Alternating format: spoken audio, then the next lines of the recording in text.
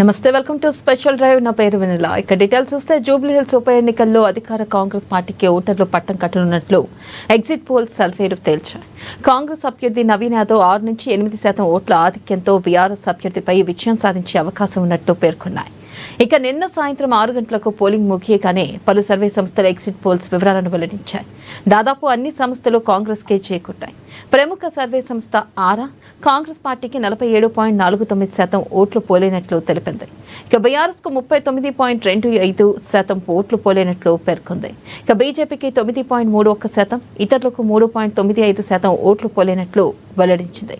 కాగా ఆపరేషన్ చాణక్య సంస్థ కాంగ్రెస్ కు 41.1% ఓట్లు, బీఆర్ఎస్ కు 37.7%, బీజేపీకి 13.3% ఓట్లు వస్తాయని పేర్కొంది. ఇక పల్స్ టుడే అనే మరో సంస్థ ఎగ్జిట్ పోల్లో కాంగ్రెస్ కు 47%, బీఆర్ఎస్ కు 44% ఓట్లు వస్తాయని వెల్లడించింది. ఇక కౌటిల్య సంస్థ స్పష్టంగా కాంగ్రెస్ విజయం సాధిస్తుందని, బీఆర్ఎస్ కంటే 6% ఓట్లు అధికంగా సాధిస్తుందని తెలిపింది. ఇక ఇరా పబ్లిక్స్ పల్స్ సర్వే సంస్థ అయితే కాంగ్రెస్ అభ్యర్థి నవీన్ యాదవ్ కు 48.5% ఓట్లు వస్తాయని, బీఆర్ఎస్ అభ్యర్థి మాగంటి సునీతకు 41.8% వస్తాయని పేర్కొంది. ఇక బీజేపీ అభ్యర్థి లంకల దీపక్ రెడ్డికి 6.5% ఓట్లు మాత్రమే వస్తాయని తెలిపింది. చాణక్య స్ట్రాటజీస్ కూడా కాంగ్రెస్ కు 46%, బీఆర్ఎస్ కు 43% ఓట్లు పోలైనట్లు, బీజేపీకి 6% మాత్రమే పోలైనట్లు పేర్కొంది.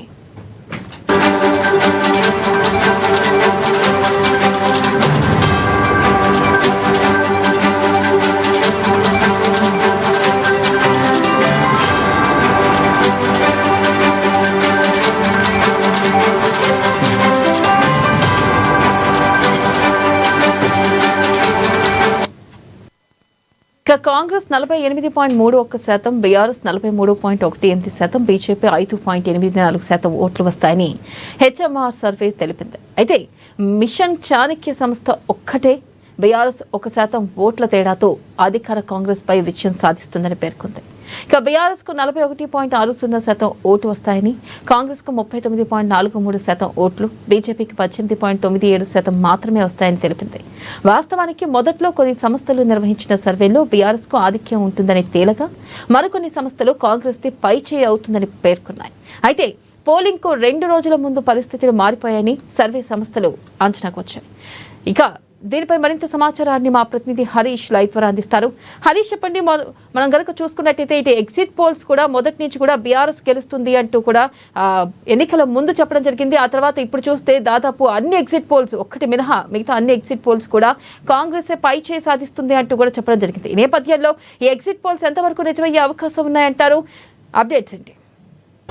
రైట్ వెన్నెల, జూబ్లీ హిల్స్ బైపోల్కి సంబంధించి కూడా ఇక పొలిటికల్ థ్రిల్లింగ్గా కొనసాగింది. ప్రధానంగా కాంగ్రెస్ పార్టీకి సంబంధించి అధికార కాంగ్రెస్ పార్టీకి సంబంధించి కూడా కంటోన్మెంట్ తర్వాత జూబ్లీ హిల్స్ ఉప ఎన్నికల్లో గెలవాలనే కృత నిశ్చయంతో కాంగ్రెస్ పార్టీ వెళ్ళింది. అలాగే తన సిట్టింగ్ స్థానాన్ని కైవసం చేసుకోవాలని కూడా బీఆర్ఎస్ పార్టీ స్ట్రాటజీ మెయింటైన్ చేసింది. మరోవైపు బీజేపీకి సంబంధించి కూడా ఇక్కడ ఏదైతే జూబ్లీ హిల్స్లో గెలవాలని కూడా తన పంతాను చాటాలని కూడా బీజేపీకి సంబంధించి కూడా ప్రచారాలు కావచ్చు. ఇక ప్రధాన పార్టీలంతా కూడా మొన్నటి వరకు సస్పెన్స్ కొనసాగింది. నిన్న సంబంధించి కూడా నిన్న పోలింగ్ జరిగిన పరిస్థితి ఉంది. దాదాపుగా 48.49% సంబంధించి కూడా జూబ్లీ హిల్స్ ఉప ఎన్నికకు సంబంధించి కూడా పోలింగ్ శాతం నమోదైంది. ప్రధానంగా జూబ్లీ హిల్స్కి సంబంధించి కూడా అంటే ఈ ఉప ఎన్నికకు సంబంధించి కావచ్చు, గత ఎన్నికలకు సంబంధించి కావచ్చు, దాదాపుగా 50% మేర కూడా జూబ్లీ హిల్స్ ఓటింగ్ శాతం ఎప్పటి వరకు అయితే నమోదు కాలేదు. ఇక ఈ రోజుకు సంబంధించి నిన్న పోలింగ్ సంబంధించి కూడా 48% సంబంధించి కూడా నమోదైంది. ఇక ప్రధానంగా ఇప్పుడు ఏదైతే పోలింగ్ ముగిసిన వెంటనే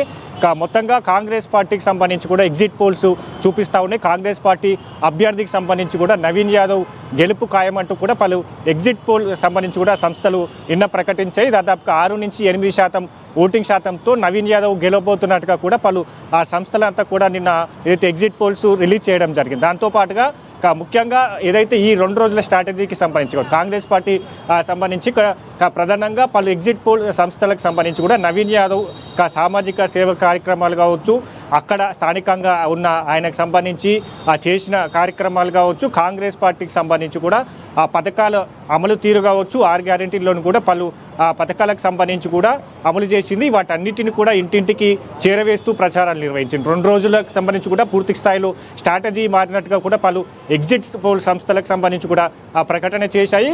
ముందు నుంచి కూడా బీఆర్ఎస్ పార్టీకి సంబంధించి కూడా తగ్గప్ వార్ కొనసాగుతూ వస్తుంది. బీజేపీ కాంగ్రెస్ వర్సెస్ బీఆర్ఎస్కి సంబంధించి కూడా 1-2% తేడాతోనే ఏదైనా పార్టీ అధికారంలోకి రావచ్చు అని కూడా పలు సర్వే సంస్థలకు సంబంధించి కూడా మొన్నటి వరకు చెప్పడం జరిగింది. అయితే ఎన్నికలకు పోలింగ్కి సంబంధించి కూడా 2 రోజుల ముందు తర్వాత పూర్తి స్థాయిలో అన్ని సమీకరణలు మారాయి. ఇక ఏదైతే మెజార్టీ ఎగ్జిట్ పోల్ సంస్థలకు సంబంధించి కూడా కాంగ్రెస్ పార్టీ అభ్యర్థి నవీన్ యాదవ్ గెలవబోతున్నట్టుగా కూడా ప్రకటన చేశాయి. నిన్న కీలకంగా ఎగ్జిట్ పోల్ పలు ఏదైతే ఎగ్జిట్ పోల్ సంబంధించి అయితే హరీష్ ప్రధానంగా చూసుకున్నట్టయితే ఎగ్జిట్ పోల్స్ ఎగ్జాక్ట్ పోల్స్ అవుతాయంటూ కూడా ఇటు కాంగ్రెస్ ధీమా వ్యక్తం చేస్తుంది. మరి ఈ నేపథ్యంలో 14వ తారీఖు రాబోతున్న రిజల్ట్ దాదాపుగా అదే ఖాయమయ్యే అవకాశం ఉందంటారా? కాంగ్రెస్ పార్టీ ప్రధానంగా ఏం చెబుతుంది? రైట్, ప్రధానంగా ఏదైతే జూబ్లీహిల్స్ ఉప ఎన్నికకు సంబంధించి కూడా గత 2023లో జరిగిన ఎన్నికల కంటే 1% ఓటింగ్ పెరిగింది. దాంతోపాటుగా ఎగ్జిట్ పోల్ సంస్థలకు సంబంధించి కావచ్చు, అంటే స్వయంగా ఓటింగ్ 1% సంబంధించి కూడా ఆ పెరిగిన ఓటింగ్ శాతం అంతా కూడా కాంగ్రెస్ పార్టీ వైపే వాళ్ళు మొగ్గి చూపారు. మెజార్టీగా మహిళలకు సంబంధించి కూడా కాంగ్రెస్ పార్టీ వైపు మొగ్గి చూపారు అన్నట్టుగా కాంగ్రెస్ పార్టీ నేతలు ధీమా వ్యక్తం చేస్తున్నారు. ఇక మరోవైపు ఎగ్జిట్ పోల్కి సంబంధించి కూడా చాలా వరకు ఎగ్జిట్ పోల్ హెచ్ఎంఆర్ ఏదైతే సర్వేకి సంబంధించి కూడా ఎగ్జిట్ పోల్లో 48.31% కాంగ్రెస్ పార్టీ ఏదైతే ఓటింగ్తో అధికారంలోకి ఏదైతే నవీన్ యాదవ్ ఏదైతే ఎమ్మెల్యేగా గెలవబోతున్నట్టుగా కూడా హెచ్ఎంఆర్ ఎగ్జిట్ పోల్ సంస్థ తెలపడం జరిగింది. అలాగే చాణక్య స్ట్రాటజీస్ సంస్థకు సంబంధించి కూడా 46%తో కాంగ్రెస్ పార్టీ అధికారంలోకి రానున్నట్టుగా తెలిపింది. ఇక బీఆర్ఎస్కి సంబంధించి కూడా 43% ఓటింగ్ ఉన్న ఏదైతే ఓటింగ్ వస్తానని కూడా ఏదైతే చాణక్య స్ట్రాటజీస్ ఎగ్జిట్ పోల్ సంబంధించి కూడా నిన్న చెప్పడం జరిగింది. అలాగే స్మార్ట్ పోల్ సర్వేకి సంబంధించి కూడా కాంగ్రెస్కి 48%, అలాగే బీఆర్ఎస్కి 42%, అలాగే బీజేపీకి 7.6% సంబంధించి కూడా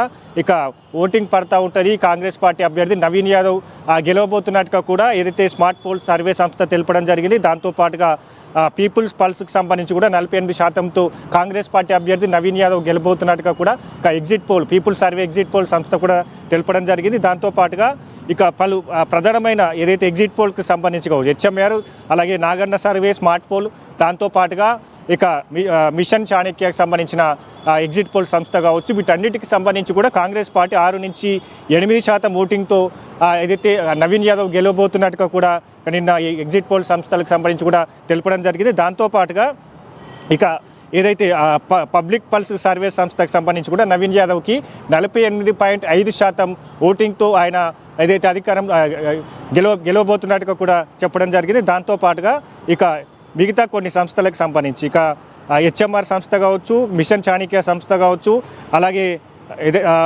బీజేపీకి సంబంధించి కూడా ఇన్ని సంస్థలకు సంబంధించి కూడా దాదాపుగా 10-15 ఎగ్జిట్ పోల్ సంస్థలు నిన్న ఏదైతే విడుదల చేశాయి. ఎవరు పార్టీకి సంబంధించి కూడా అధికారంలోకి రాబోతున్నారు, ఎంత ఓటింగ్ శాతంతో రాబోతున్నట్టుగా కూడా పలు ఎగ్జిట్ పోల్ సంస్థలకు సంబంధించి కూడా నిన్న ఎగ్జిట్ పోల్స్ రిలీజ్ చేయడం జరిగింది. దాంట్లో మెజార్టీగా కాంగ్రెస్ పార్టీకి సంబంధించి కూడా 48%, అలాగే కొన్ని సంస్థలకు సంబంధించి కూడా 47%తో కూడా కాంగ్రెస్ పార్టీ అభ్యర్థి నవీన్ యాదవ్ ప్రధానంగా చూసుకున్నట్టయితే కొన్ని సర్వే సంస్థలు అసలుకి బీజేపీకి కనీసం డిపాజిట్లు కూడా రావు అంటూ కూడా ఇటు ప్రచారం చేయడం జరిగింది. ఈ ప్రచారాన్ని బీజేపీ కూడా ఖండిస్తుంది. మరి ఈ నేపథ్యంలో అసలు ఏ సంస్థలు బీజేపీకి డిపాజిట్లు రావు అని ప్రచారం చేసే అప్డేట్స్ ఏంటి? ఇటు ప్రధానంగా అన్ని సంస్థలకు సంబంధించి కావచ్చు, ఇక్కడ చాణక్య స్ట్రాటజీస్ కావచ్చు, మిషన్ చాణక్య కావచ్చు, అలాగే హెచ్ఎంఆర్ సంస్థ కావచ్చు, దాంతోపాటుగా పలు సర్వే సంస్థలకు సంబంధించి కూడా నిన్న ప్రకటించిన ఏదైతే ఎగ్జిట్ పోల్స్లో పూర్తిగా బీజేపీకి సంబంధించి కూడా ఎక్కడ ఏదైతే 10%కి సంబంధించిన ఓటింగ్ కూడా ఏ స్ట్రాటజీకి సంబంధించిన ఏదైతే ఈ ఎగ్జిట్ పోల్ సంస్థలు ఉన్నాయో బీజేపీకి 10%కి కిందనే, అంటే 8-7